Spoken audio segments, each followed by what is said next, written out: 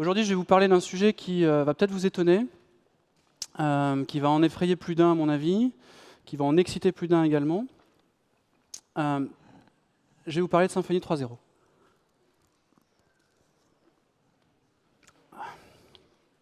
Ou pas, j'en sais rien.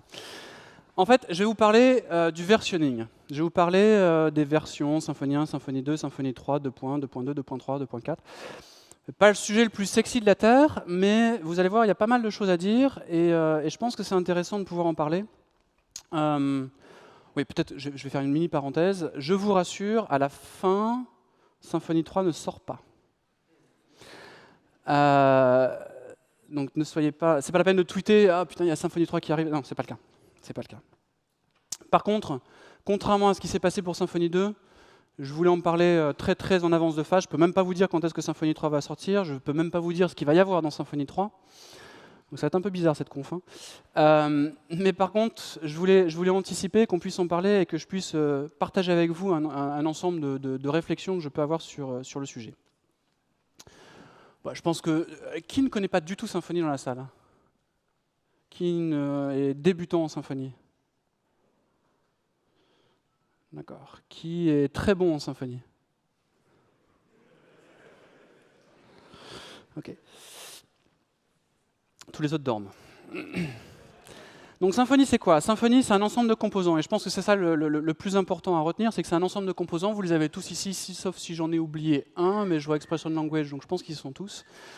Je pense que c'est la chose la plus intéressante dans le projet Symfony, c'est cet ensemble de briques logicielles qu'on peut utiliser soit pour faire du web, soit pour faire un peu tout ce qu'on veut en PHP. C'est ça en premier. Et en deuxième, c'est un full stack framework, probablement ce que vous utilisez au jour le jour. Le full stack framework étant basé en fait sur les composants, donc c'est juste une manière d'assembler l'ensemble des composants pour faire des développements de sites internet. Et si vous prenez Silex, Silex c'est un micro-framework basé sur les mêmes composants, mais par contre la philosophie du framework est complètement différente de Symfony. Okay, mais c'est deux full stack frameworks basés sur les mêmes composants. Mais en fait, moi ce qui m'intéresse dans Symfony, c'est ça.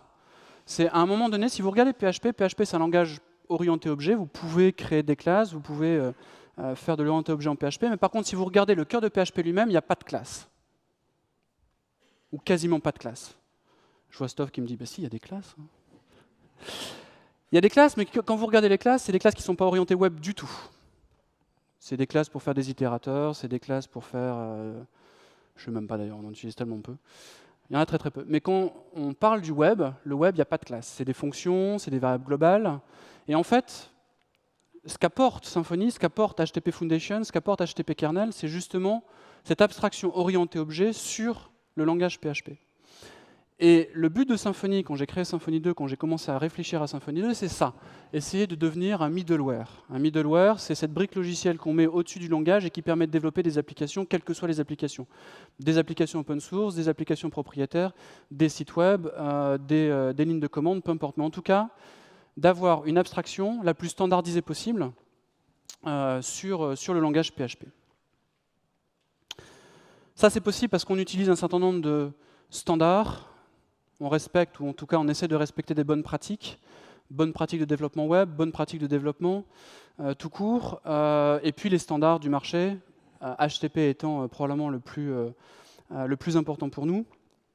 Pourquoi HTTP c'est important? PHP c'est un langage web avant tout. Et en fait dans notre langage, on a des surcouches au-dessus du langage qui permettent d'abstraire la façon dont on parle avec le serveur web. On parle de rack par exemple en Ruby, WSGI en Python. J'ai pas trouvé de logo, donc là il faudrait virer le U, mais bon, c'est pas très grave. Et en fait, pour moi, Symfony, c'est à peu près l'équivalent. C'est pas la même chose. C'est pas la même chose parce que PHP fait déjà cette glue entre vos développements et le serveur web, soit en mode PHP, soit en face CGI. Mais en tout cas, c'est le pont pour standardiser tous les développements web. Quand vous développez en Rack, quelque chose qui est compatible avec Rack, vous allez être compatible avec l'ensemble des frameworks qui sont basés sur ce standard. Pareil en Python, pareil en Symfony. Si vous utilisez Drupal, Easy Publish, PHPBB, Symfony Full Stack, Silex et d'autres, tous se basent sur les mêmes objets request, les mêmes objets response et ont le même HTTP kernel. Donc d'une partie, la partie message HTTP proprement dit, d'un côté, et puis de l'autre, la partie dynamique HTTP, donc le workflow qui permet de passer d'une request à une response. Je ne vais pas en parler, il y a des dizaines de présentations sur le sujet, la documentation est extrêmement bien faite, mais l'idée principale de ça, et pourquoi je parle de middleware PHP, c'est de se dire qu'à partir du moment où on respecte ce workflow, on respecte ces messages HTTP de Symfony, on est interopérable entre l'ensemble des briques logicielles qui implémentent ces fonctionnalités. Aujourd'hui, c'est à peu près une quarantaine de projets open source. Je ne l'ai pas remis à jour depuis longtemps, mais je pense qu'il n'y en a pas beaucoup plus que ce qu'il y a ici. Donc une quarantaine de projets divers et variés. Ce qui est intéressant de noter dans ces projets, ce ne sont pas des projets, aucun de ces projets, a priori, il me semble, ah si, il y en a deux. La plupart de ces projets, en tout cas, n'ont pas été créés avec Symfony d'entrée de jeu. La plupart de ces projets préexistaient même à Symfony, hein, il y en a qui ont plus d'une dizaine d'années, et à un moment donné, ils ont décidé de mettre de côté un certain nombre de briques logicielles qu'ils avaient développées, donc leur propre framework maison, pour pouvoir le remplacer par des briques logicielles de Symfony. Ça, c'est une tendance qui est extrêmement intéressante, notamment dans la vision middleware et dans la vision d'interopérabilité entre l'ensemble de ces logiciels. L'idée est assez intéressante et assez importante aussi, c'est le fait d'avoir des composants qui sont découplés et qu'on peut utiliser les uns indépendamment des autres, c'est qu'il y a un certain nombre de ces logiciels qui, dans leur migration, ont adopté un certain nombre de, quelques briques logicielles, HTTP Foundation, puis HTTP Kernel, et au fur et à mesure, ils rajoutent des briques logicielles et des composants de Symfony. Donc plutôt que de migrer complètement directement sur le Full Stack Framework, qui est aussi une possibilité, on a la possibilité avec Symfony de pouvoir, composant par composant, migrer les projets.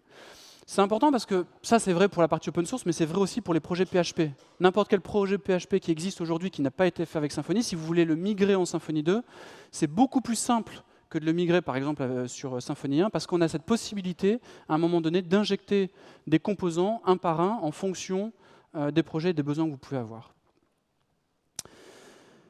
Ok, pour finir ce petit tour d'horizon de Symfony, puis après vraiment parler du versionning, je voulais vous parler de quelques stats que j'ai compulsés il y a un peu plus d'un mois maintenant, mais ils ne sont pas trop faux. Aujourd'hui, Symfony, c'est à peu près 1000 contributeurs sur le code. Donc c'est un projet qui est, ouais, on peut le dire, massivement communautaire. Donc c'est pas juste une entreprise, c'est pas juste quelques personnes, c'est beaucoup de gens qui, à un moment donné, contribuent, pas forcément des grosses choses, mais un bug à droite, de la documentation à gauche. Et c'est comme ça que le produit il avance. Et si vous regardez aujourd'hui Symfony 2.5, dont le développement s'est arrêté fin mars, dont la bêta 1 devrait sortir probablement cette semaine, il n'y a pas de grosse révolution en Symfony 2.5. Je peux vous en citer 3-4 fonctionnalités qui sont assez importantes, mais il n'y a pas de révolution. C'est juste des évolutions. Et si vous regardez les évolutions, il y a des dizaines et des dizaines d'évolutions, des petites choses à droite à gauche qui permettent de simplifier la vie, qui permettent de, bien évidemment, corriger des bugs, faire que les choses sont plus compréhensibles. Et ça, c'est quelque chose qui est important dans la série 2.x, c'est de pouvoir faire évoluer le framework au fur et à mesure sans faire la révolution à chaque fois qu'on a une nouvelle version. Je vais en parler un peu plus tout à l'heure. Si on regarde Twig, c'est à peu près 2,5 millions de téléchargements sur les 18 derniers mois. Donc c'est un chiffre qui est assez important. C'est non seulement le nombre de téléchargements pour Symfony, mais également le nombre de téléchargements par d'autres logiciels open source ou des gens qui utilisent que Twig et pas du tout Symfony dans leur projet. C'est à peu près pareil pour les autres logiciels open source que je gère, 2,5 millions pour SwiftMailer. Et si on regarde Symfony, si on regarde le full stack, l'ensemble des composants, ça fait à peu près 30 millions de téléchargements. Là, pour le coup, le chiffre il est probablement plus à 32-33 aujourd'hui, puisqu'on fait à peu près 1 million de téléchargements, plus ou moins 1 million de téléchargements par mois, en régime de croisière. Alors ça, c'est uniquement sur Packages, ça ne prend pas en compte du tout les téléchargements qui sont sur le site symfony.com ou les gens qui utilisent directement Symfony via le repository GitHub. Mais en tout cas, c'est le nombre de téléchargements sur Packages qui est déjà très important. Et si on regarde l'ensemble des composants, il y a un certain nombre de composants qui ont un peu plus... Alors je crois qu'ils ont tous 2 millions de téléchargements en moins, ou c'est que Event Dispatcher à console, je ne me rappelle plus à vrai dire. Mais je crois que c'est ça, je crois que c'est 2 millions de téléchargements. Donc comme vous pouvez le voir, Event Dispatcher, console, HTTP Foundation, HTTP Kernel, donc les principaux composants HTTP Foundation, HTTP Kernel. Vous voyez aussi des composants où il n'y a pas vraiment d'équivalent dans d'autres frameworks, le Finder, Process, YAML. On n'a pas vraiment de concurrence entre guillemets dans le monde open source. ils sont extrêmement utilisés. Alors, donc ça c'est à propos de Symfony. Maintenant, je voudrais parler un peu du versionning. Versionning en règle générale, versionning en Symfony, versionning dans le monde de l'open source. Et la stratégie qu'on a adoptée et qu'on va adopter dans les mois qui viennent. Le versionning, c'est quelque chose qui est super difficile. Super difficile parce que déjà, il y a des problématiques techniques. Problématiques techniques, moi, en tant que project manager de Symfony, ma responsabilité, c'est d'assurer la stabilité de Symfony et du framework dans sa globalité. Ceci étant, il faut corriger des bugs. Il faut corriger des trous de sécurité éventuels. Et à chaque fois qu'on corrige un bug, il faut se poser la question, est-ce qu'on corrige vraiment un bug? Est-ce que ce n'est pas une nouvelle fonctionnalité? Est-ce que le fait de corriger un bug, ça ne va pas introduire un problème de compatibilité? Et si ça introduit un problème de compatibilité, est-ce qu'on corrige quand même le bug? Ou est-ce qu'on estime qu'au final, le bug, c'est devenu une feature parce que ça fait si longtemps qu'il est là qu'il y a plein de gens qui, au final, pensent que ça doit marcher comme ça? Et puis, tout le monde a déjà essayé à un moment ou un autre de dire « Ah, cette fonctionnalité-là, elle est toute petite, c'est 3 fois rien, il n'y a pas d'effet de bord, on pourrait la mettre dans une version mineure. » Et bien évidemment, c'est une super mauvaise idée. À chaque fois qu'on fait ça, on s'en mord les doigts. Donc en fait, c'est toujours très compliqué de faire la part des choses entre ce qui est de la correction de bugs et ce qui est de la nouvelle fonctionnalité. Et la frontière, généralement, elle n'est pas si évidente que ça à trouver. Donc c'est un vrai challenge. Et bien évidemment, à un moment donné, pour les versions majeures, il faut pouvoir faire évoluer le framework, il faut pouvoir ajouter de nouvelles fonctionnalités, il faut pouvoir casser la compatibilité pour pouvoir rester up-to-date et pour pouvoir être toujours dans la course en fonction des évolutions non seulement du monde PHP, mais du monde web en règle générale. Le versionning, c'est aussi quelque chose de très difficile, pas pour des problèmes techniques, mais juste pour des problèmes non techniques de ressenti vis-à-vis de la communauté. En fait, la version, c'est aussi un véhicule qui vous permet de comprendre ce qu'il y a derrière une version. Donc si je vous dis Symfony 3, ça vous évoque quelque chose. Soit vous êtes super excité parce que vous n'aimez pas Symfony 2, vous dites « Ah, enfin, on va avoir des choses qui sont bien ». Soit vous dites « Oh là là, malheur, va falloir que je refasse tout, va falloir tout foutre à la poubelle et recommencer à zéro ». C'est l'un ou c'est l'autre. Et il y a déjà eu des précédents, donc Symfony 1, Symfony 2, c'est un précédent. Je ne vais pas vous parler de Perl 6, je ne vais pas vous parler de PHP 6. Mais en tout cas, il y a plein de précédents où, dans le monde de l'open source, une version majeure, ça a été soit une étape impossible à franchir, soit quelque chose qui était très difficile à accepter par la communauté, parce que la mise à niveau était très compliquée. Et justement, aujourd'hui, je voudrais vous expliquer un peu ma stratégie pour Symfony 3 et pourquoi vous n'avez pas besoin d'être nerveux et qu'au final, vous n'aurez pas besoin de tout foutre à la poubelle. Enfin, en tout cas, j'espère.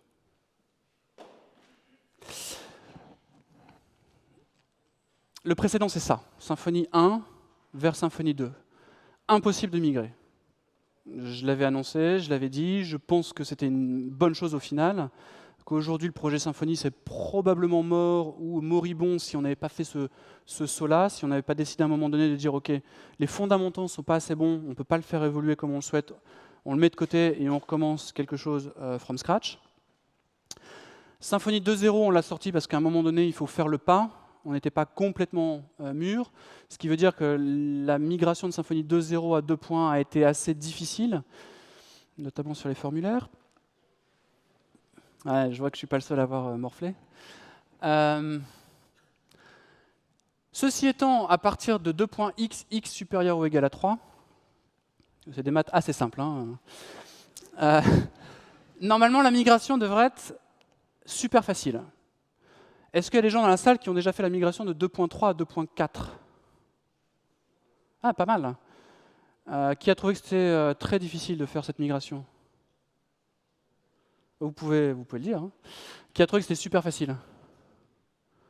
Ouais, quasiment pareil. Super. Donc, voilà. L'idée, c'est qu'à partir de 2.3, la migration doit être simple.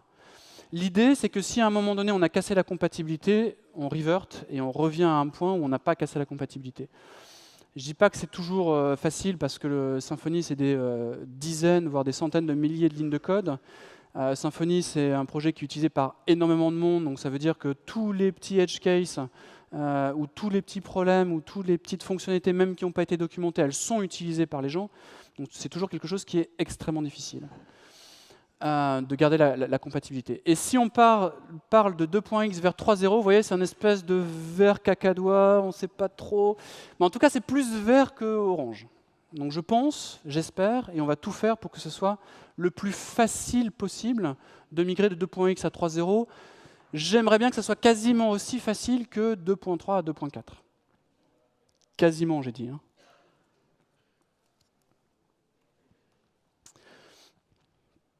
Quand on parle de version, il faut que ces versions soient prévisibles. Ça, on a beaucoup travaillé sur le process de release, et donc cette capacité de pouvoir prévoir quand est-ce qu'on va avoir une nouvelle version, et qu'est-ce qu'il y aura dans cette nouvelle version, et pendant combien de temps ça va être maintenu. Donc comme vous pouvez le voir, je ne vais pas m'attarder là-dessus, vous le connaissez probablement par cœur, vous l'avez dans la documentation. 2 types de versions, standard, long-term support. 2.3, c'est la première, maintenue pendant 3 ans, plus un an de sécurité. Ça veut dire que vous en avez jusqu'à mai 2017. Donc vous avez largement le temps de pouvoir migrer sur une nouvelle version. 2.6, 2.7, 2.8, je les ai mis en grisé parce que peut-être qu'il y aura 3.0 à cette époque-là, on verra. Mais en tout cas, voilà la prévision de version pour les années à venir. Et comme vous pouvez le voir, nous sommes à la fin du développement de 2.5. Nous arrivons dans la phase de stabilisation pour une sortie fin mai. Si vous voulez avoir toutes les informations sur la roadmap, vous avez symfony.com/roadmap, vous rentrez une version, on vous donne l'ensemble des informations, quand est-ce qu'elle a été sortie ou quand est-ce qu'elle va sortir, est-ce qu'elle est stable, pas stable, le type de version, quand est-ce qu'il y a la fin de maintenance. Enfin, vous avez toutes les informations nécessaires pour pouvoir planifier vos upgrades de façon sereine. Voilà, si elle est plus maintenue. Et si vous la voulez en version que vous pouvez intégrer dans vos propres logiciels, vous pouvez le faire. Vous avez l'ensemble des informations qui sont là, sous la forme d'un fichier que vous pouvez facilement parser. Et dernier point, si vous voulez être notifié à chaque fois qu'il se passe un événement majeur dans le monde Symfony, une nouvelle version qui sort, une notification parce que c'est la fin justement du développement, la fin de la stabilisation, des choses comme ça, ou des problèmes de sécurité, vous pouvez aller aussi sur cette page-là et vous pouvez souscrire et vous recevrez un mail à chaque fois qu'il y a une nouvelle version qui sort. En parlant de process, donc on a des process qui sont maintenant assez bien définis. Si vous n'êtes pas au courant, donc aujourd'hui on est en train de maintenir 4 branches en parallèle, 2.2, 2.3, 2.4, 2.5. Donc vous imaginez qu'il faut avoir des process pour pouvoir avoir 4 branches en parallèle, sinon ça devient juste un enfer pour pouvoir les maintenir. Si aujourd'hui il y a un bug qui est découvert, il faut le corriger dans la version la plus ancienne où effectivement il y a ce bug. Donc typiquement aujourd'hui la 2.3, et une fois qu'on a corrigé le bug dans la 2.3, on va appliquer ce patch dans la 2.4, puis dans la master qui est aujourd'hui la 2.5.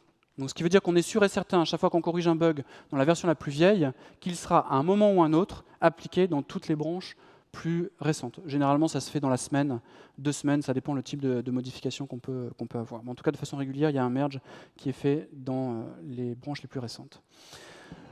Si c'est juste en 2.4 le bug, on le fait en 2.5 et on le fait sur master, vous aviez compris la subtilité. 2.2, pourquoi je parle de 2.2, c'est qu'on a encore un support pour les problèmes de sécurité. Donc s'il y a un problème de sécurité qui est découvert dans Symfony, la version la plus ancienne qui sera patchée, ça sera la 2.2. Et de la même manière, après le patch sera appliqué dans les versions ultérieures. Tout ce qui est nouvelle fonctionnalité, aussi petite soit-elle, c'est aujourd'hui, enfin c'était hier, dans la 2.5, c'est-à-dire qu'à partir de maintenant, il n'y a plus de nouvelles fonctionnalités qui vont être acceptées dans la 2.5. Les nouvelles fonctionnalités seront appliquées dans la branche master une fois que j'aurai créé la branche 2.5. Et elles seront disponibles, du coup, en novembre cette année. Donc l'idée, c'est quoi? C'est de toute façon, c'est pas grave, au pire, la prochaine version, c'est dans 6 mois, et c'est du sûr et certain. Donc au moins, on a une prévision de savoir quand est-ce qu'une fonctionnalité sera disponible dans Symfony. Je voulais vous parler 2 secondes de l'outil, vous allez comprendre à la fin pourquoi aussi c'est important dans l'ensemble de ces process et dans l'ensemble du processus qu'on fait aujourd'hui. Aujourd'hui, je suis le seul à pouvoir merger les pull requests pour plein de raisons, notamment pour pouvoir garantir tout ce dont on a parlé jusqu'à maintenant. Donc j'ai un petit outil qui s'appelle GH, qui me permet de merger les pull requests. Donc voilà ce que je fais quand je dois merger une pull request.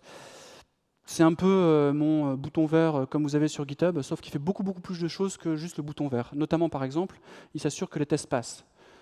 Si les tests ne passent pas, je clique sur l'URL et je regarde pourquoi ils ne passent pas. Peut-être que ce n'est pas lié à cette pull request-là, mais en tout cas, je regarde qu'effectivement les tests passent pour éviter de merger des pull requests qui ont des problèmes dans la branche dans laquelle elles doivent être mergées. Le proofreading, ça permet de vérifier les codings standards. De la même manière, si jamais ça passe pas, je regarde pourquoi et s'il faut que la pull request soit retravaillée avant d'être mergée. Je vérifie aussi si la branche est toujours maintenue, c'est-à-dire que si par erreur quelqu'un soumet une pull request sur la branche 2 points aujourd'hui qui n'est plus maintenue, l'outil va me dire c'est bizarre, c'est plus maintenu, a priori on ne doit pas merger dans cette branche-là. L'ensemble de ces checks-là, je les rajoute au fur et à mesure où je fais des boulettes. Il y a quelques temps, j'ai mergé par inadvertance dans la branche 2.2. Et donc du coup, j'ai rajouté ce petit check pour être sûr que ça n'arrive plus. Donc à chaque fois qu'il y a un problème, j'essaie d'améliorer l'outil pour éviter que ça se reproduise. Ensuite, il y a une catégorisation. Est-ce que c'est une nouvelle fonctionnalité? Est-ce que c'est un bug? Est-ce que c'est mineur? Ça nous permet quoi? Ça me permet de faire le changelog. Donc le changelog que vous avez dans les blog posts ou que vous avez dans les fichiers de changelog de Symfony, ils sont en fait générés complètement automatiquement quand je fais ma release en fonction de ces choses-là. Donc vous pouvez voir exactement le type de changement qu'il y a eu et qui a fait le changement. Si vous voulez d'ailleurs regarder entre votre version et la version sur laquelle vous voulez upgrader tout ce qui s'est fait comme changement, voilà le type de ligne de commande que vous pouvez taper pour les avoir. Donc, je veux tous les merges qui commencent par bug quelque chose entre la version 2.2.10 et 2.2.11. Ça va vous donner l'ensemble des bugs qui ont été corrigés en 2.2.11 par rapport à la 2.2.10. Tout ce concept-là de branches maintenues, où est-ce que vont les bugs fixes, les security fixes, les nouvelles fonctionnalités, c'est pas forcément évident que tout le monde l'ait en tête. Et donc du coup, on n'emmerde pas trop les gens sur le fait qu'il faut refaire une pull request pour la baser sur 2.3 si c'est un bug fixe. Même si vous avez fait le bug fixe en master, je suis capable de switcher de branche et de dire bah oui, ok, vous avez soumis cette pull request pour la branche 2.4, mais en fait, je vais la merger sur la branche 2.2. Si ça se passe bien, ou si je suis capable de résoudre les conflits assez facilement, je le fais moi-même et ça ne pose pas de problème. Ça évite de devoir revenir trop sur les pull requests avec des choses qui n'ont pas forcément beaucoup d'intérêt pour les gens qui contribuent. Voilà. Ça, c'était pour les outils. Je vais revenir un peu sur le versionning. On parle de version majeure, version mineure. En fait, l'idée principale quand on parle de version, c'est si on est capable de tous parler le même langage, de tous parler, de savoir, quand je vous dis 2.3.2 par rapport à 2.4, si vous êtes capable de me dire la différence entre les deux versions, c'est beaucoup plus simple. Donc plutôt que de parler de versionning, on parle de versionning sémantique. Vous pouvez aller voir le site web, c'est quelque chose de très simple, je vais en parler 2 minutes après. L'idée, c'est quoi? C'est d'avoir un vocabulaire commun. À la rigueur, j'ai envie de dire, peu importe comment ça se passe, si on est d'accord, pas d'accord, mais on a tous un vocabulaire commun. C'est d'autant plus important aujourd'hui avec Packagist, où n'importe quel projet va avoir une dépendance sur Symfony et une dépendance sur 4, 5, 10, 20 autres bibliothèques. C'est important de pouvoir comprendre la stratégie de version de l'ensemble de ces logiciels. Comment ça marche? Donc, majeur, mineur, patch. Donc 3 nombres, assez simples.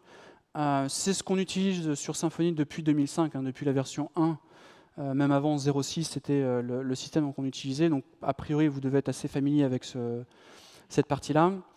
Donc, en gros, une version mineure tous les 6 mois, c'est ce qu'on a aujourd'hui, et une version patch à peu près tous les mois, pour chaque version qui est maintenue en fonction de ce qu'on a été capable de faire comme correction pendant le mois. Donc, l'idée, c'est quoi? C'est chaque version patch ne doit contenir que des fixes qui sont backward compatible. Sur les versions mineures, on peut rajouter de nouvelles fonctionnalités, mais de la même manière, il faut que ça soit backward compatible avec tout ce qu'on a déjà dans le framework. Et puis, la version X à X+1, c'est là où on peut changer l'API et casser la compatibilité. Et c'est ça qui fait très très peur. Dans Symfony, donc en fait, ce qu'on a pour pouvoir garantir ça, on a un tag qui s'appelle @API. Et ça vous garantit un certain nombre de choses à partir du moment où une classe ou une méthode a été taguée avec API. Bernard a fait un travail assez important sur le sujet. On a même de la doc. Donc si vous allez sur symfony.com/bc, vous allez avoir toutes les règles de compatibilité. Est-ce qu'on garantit, est-ce qu'on ne garantit pas? Ce qu'on garantit pour les méthodes, les classes normales, et ce qu'on garantit pour les classes qui sont taguées API. Vous verrez, tous les cas possibles et imaginables sont décrits là. Encore une fois, c'est une question d'être capable de prévoir, d'anticiper ce qui peut se passer ou ce qui ne peut pas se passer dans Symfony. Donc sur quoi vous pouvez vous appuyer de manière sûre ou ce sur quoi vous ne pouvez pas vous appuyer. Aujourd'hui, c'est quelque chose qui est important parce que ça permet, vous, dans votre utilisation de Symfony, de voir ce que vous pouvez faire ou pas faire, ou en tout cas ce que vous acceptez de pouvoir changer, ou ce que vous êtes sûr de pouvoir garder en mettant à jour une version. C'est pas pour ça qu'on casse quand on peut casser, hein, mais en tout cas, c'est ce qu'on peut faire. C'est aussi important parce que je vais vous parler d'un autre sujet tout à l'heure, notamment sur l'organisation des développements dans Symfony. Donc Symfony 3.0. Symfony 3.0, il y aura peut-être des nouvelles fonctionnalités, on ne cassera pas la compatibilité, c'est-à-dire qu'il y aura toujours HTTP Foundation, il y aura toujours HTTP kernel, il y aura toujours console, YAML, ce sera les mêmes composants, la même architecture, la même API, il n'y aura pas de gros changements. On va bien évidemment, tout ce qu'on déprécie, on déprécie un certain nombre de choses aujourd'hui dans Symfony, qui marchent toujours dans la version 2.x. En 3.0, toute cette couche de compatibilité, on va la supprimer. Donc c'est là le changement majeur qu'il va y avoir en 3.0, la suppression de l'ensemble de ces fonctionnalités dépréciées. On va faire un certain nombre de choses. Je vais vous parler, pas tout de suite, je vais vous en parler un peu tout à l'heure. La stratégie justement de migration pour vos projets.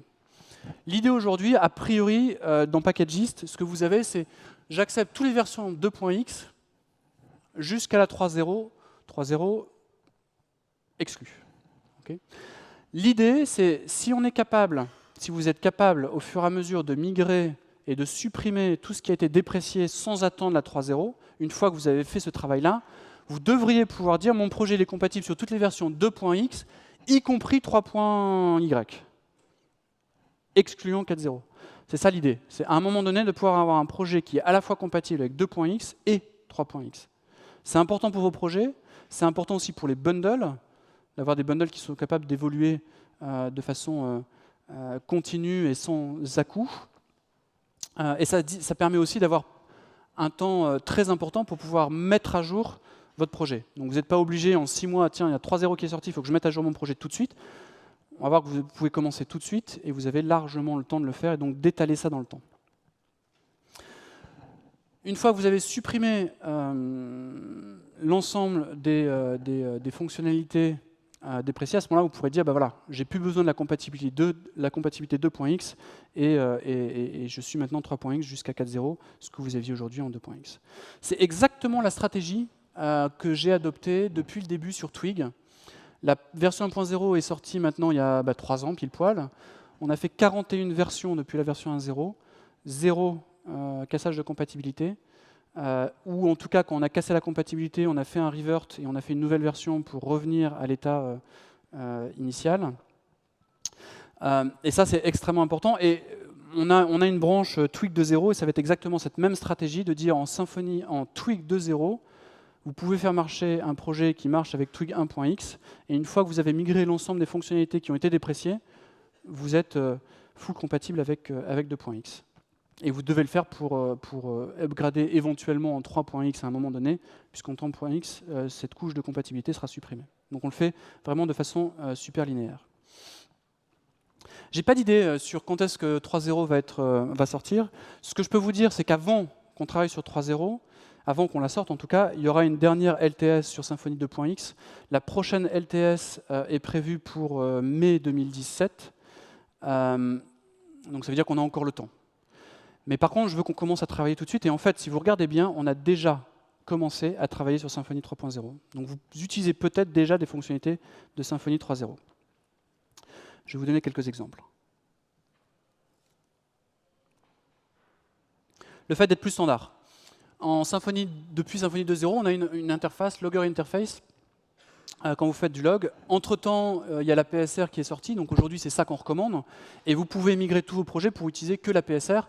Les changements ne sont pas énormes, il y a 4 méthodes qui ont été renommées, donc en gros c'est pas grand-chose comme travail à faire. Vous pouvez le faire aujourd'hui. Le Logger Interface de PSR, c'est la version 3.0 de faire. La version Logger Interface d'HTTP kernel, c'est la version 2.x.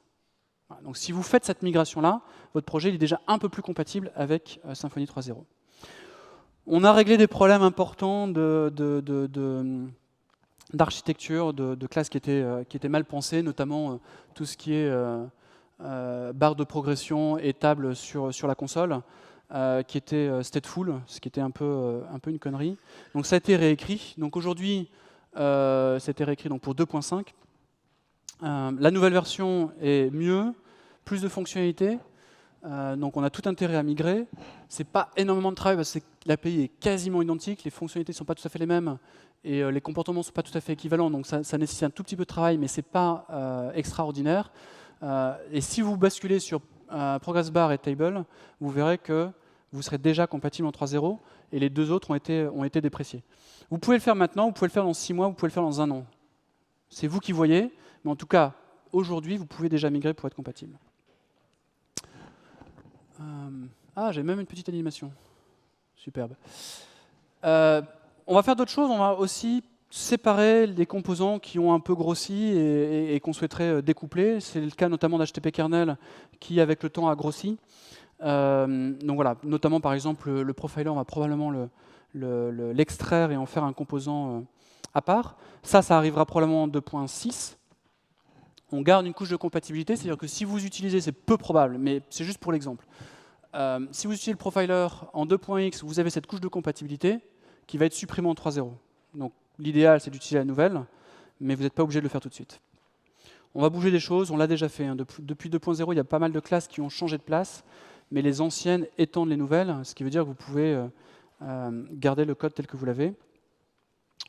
On va fixer aussi des choses qui n'étaient pas des bonnes idées parce que des problèmes de sécurité potentiels, donc typiquement le parsing de YAML, on pouvait accepter un nom de fichier, ça en 3.0 on ne pourra plus le faire, donc il faut juste, voilà, la deuxième ligne c'est la nouvelle façon de faire, c'est pas une révolution, c'est plus des évolutions qui permettent d'avoir des choses qui sont plus clean, plus propres, plus réutilisables et plus découplées. Si vous voulez migrer sur 3.0 aujourd'hui, vous pouvez le faire. Il y a un fichier qui s'appelle Upgrade 3.0 dans le repository Symfony qui vous explique exactement tout ce qu'il faut faire pour pouvoir mettre à jour votre projet pour être compatible avec 3.0. Je ne dis pas qu'il n'y aura que ça, mais en tout cas, je souhaite que l'ensemble des fonctionnalités, des changements majeurs qu'on souhaiterait avoir en 3.0, on puisse y travailler maintenant. J'aimerais bien qu'ils soient en 2.6, en 2.7 pour laisser un temps extrêmement important aux gens pour la migration. 2 minutes de pub pour Sensu Labs Insight qui vérifie un certain nombre de choses déjà en fait sur l'upgrade, notamment les classes qui ont été bougées, qui ont été renommées. Sensu Labs Insight va vous dire bah, tiens, là vous utilisez une classe qui a été dépréciée, c'est celle-là qu'il faut utiliser. Donc il vous aide dans cette migration et on rajoutera au fur et à mesure un certain nombre de fonctionnalités qui vont vous permettre de faciliter la migration vers Symfony 3.0. Il me reste 2 minutes, c'est ça? Ouais? Non? Bon, tout le monde s'en fout. OK. RFC. Il me reste 2 sujets, donc ça me fait 1 minute par sujet, c'est nickel. Les RFC, si vous suivez un peu l'actualité Symfony, vous avez vu qu'on a supprimé la mailing list Symfony-dev pour plein de raisons. De toute façon, elle n'était plus utilisée. Et aujourd'hui, le workflow principal et le travail principal, il est sur GitHub, sur les issues, sur les pull requests. Donc on a essayé de rassembler tout ça et d'avoir un seul espace où effectivement on parle de développement, on parle de nouvelles fonctionnalités. Ce que j'aimerais bien qu'on fasse, on le fait déjà, mais j'aimerais bien qu'on le fasse un peu plus encore, notamment pour les changements majeurs et pour les changements qui impacteront Symfony 3.0, c'est d'avoir des RFC. Donc c'est juste une issue dans laquelle on explique ce qu'on veut changer, pourquoi, on discute, et après on peut passer à l'implémentation. L'idée, c'est que une fois qu'il y aura des RFC un peu importantes, on puisse les tweeter, on puisse en parler sur les blogs, pour que les gens puissent être informés de ce qui est en train de se passer et qu'ils puissent contribuer et discuter de ces changements avant qu'ils arrivent effectivement dans Symfony. Et puis dernier point, la core team. Alors il y avait une core team en Symfony 1, marchait pas si bien que ça parce que je sais pas très bien ce que ça veut dire et à l'époque ça marchait pas si bien que ça. En Symfony 2, j'avais décidé qu'il n'y aurait pas de core team. En gros, la core team, c'est l'ensemble des gens qui sont capables de contribuer et qui peuvent contribuer et qui contribuent au jour le jour. Donc la core team, c'est à peu près 1000 personnes. Et ça peut être n'importe lequel d'entre vous. Ceci étant, à un moment donné, si on veut pouvoir accélérer, si on veut pouvoir scaler, je suis en train de chercher le mot en français, j'arrive pas à le trouver, il faut qu'il y ait plus de gens qui puissent avoir les clés de la maison. Donc aujourd'hui, encore une fois, je suis le seul à pouvoir à merger les pull requests.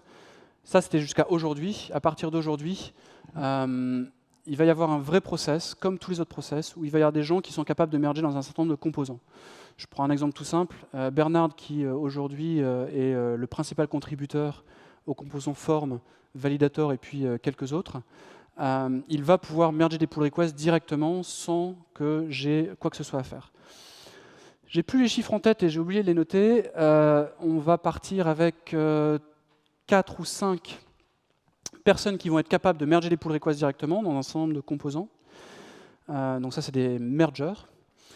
Et puis, il y a une deuxième catégorie que j'appelle les décideurs. Les décideurs sont des gens qui ne sont pas capables de merger directement dans le repository, mais par contre, ils sont capables de dire « oui, je pense que cette pull request-là, elle doit être mergée » ou « non, je pense que ce n'est pas une bonne idée qu'elle soit mergée ». Donc en fait, on va rajouter un peu de process. Et l'idée, c'est qu'à chaque fois qu'il y a une pull request, la pull request ne peut être mergée que s'il y a au moins 2 décideurs ou mergers qui disent « +1 ». Donc il faut qu'il y ait au moins une partie de la core team qui dise « oui, ce fixe-là, il est acceptable en l'état ». Et si jamais il y a une de ces personnes-là qui dit -1, c'est-à-dire qu'il dit non, je ne suis pas d'accord, je pense que ce n'est pas une bonne idée, il faut qu'il y ait une discussion dans la core team pour arriver à un consensus. C'est-à-dire qu'en gros, le -1, il se transforme en +1, ou qu'effectivement tous les +1 se transforment en -1 et on ferme la pull request. Mais en tout cas, qu'il y ait une espèce de consensus dans la core team pour merger les pull requests. C'est à peu près une dizaine de personnes. Je vais faire une pull request sur la documentation. On a écrit un petit article sur le sujet qui explique exactement comment ça se passe, comment ça va se passer, pour que les choses soient transparentes. Et j'espère qu'avec ce nouveau principe, on va pouvoir accepter plus de pull requests, pouvoir les accepter plus vite et avoir moins d'erreurs éventuelles de pull requests qui seraient mergées par inadvertance. Je crois que j'ai fini, et c'est une bonne chose. Merci à tous. Si vous avez des questions, on n'a pas de questions. On n'a pas le temps pour les questions. Ok. Par contre, je suis là toute la journée. Je suis là que pour ça. Je suis là pour répondre à vos questions, pour discuter. Donc n'hésitez pas. Je serai là, partout, peu importe. Vous me trouvez. Vous venez discuter avec moi. N'hésitez surtout pas.